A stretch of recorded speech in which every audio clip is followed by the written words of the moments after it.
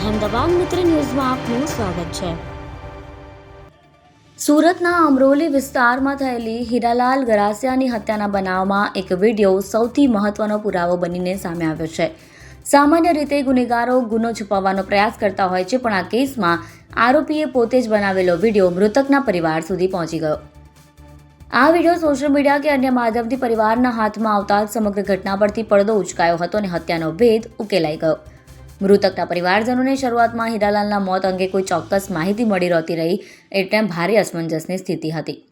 આ દરમિયાન ફરિયાદીના મોટા ભાઈના દીકરાએ પરિવારને એક વિડીયો બતાવ્યો, જેમાં હીરાલાલનો ફોટો હતો અને આરોપી રમેશ ઉર્ફે પાયલટ પારસિંગ ગરાસિયા પોતે બોલી રહ્યો હતો કે હીરાલાલ મારો ભાઈ છે અને મેં તેને માર્યો છે।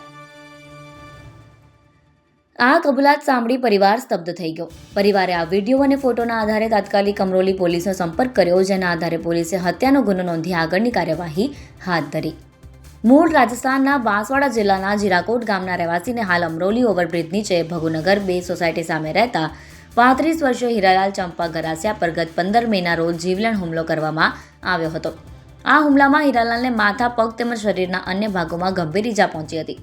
આ આખા ઘટનાક્રમની પાછળ માત્ર એક મોબાઈલ ફોનની સામાન્ય બોલાચાલી જવાબદાર હતી, જે આટલી હિંસક સાબિત થઈ અને હીરાલાલનું મોત નીપજ્યું। પોસ્ટમોર્ટમ રિપોર્ટમાં હત્યાની આશંકા દ્રઢ થતાં અમરોલી પોલીસ એક્શનમાં આવી। પોલીસે હ્યુમન સોર્સિસ અને ટેકનિકલ એનાલિસિસની મદદ લઈ તપાસના ચક્રો ગતિમાન કર્યા। શંકાના આધારે પોલીસે રમેશ ઉર્ફે પાયલટ પારસિંગ ગરાસિયાની અટકાયત કરી હતી। અહેમદાબાદ મિત્ર ન્યૂઝની યુટ્યુબ ચેનલને સબસ્ક્રાઇબ કરો અને બેલ આઇકોન જરૂરથી દબાવો, જેથી દરેક મહત્વના વિડીયોની નોટિફિકેશન તમને મળતી રહે।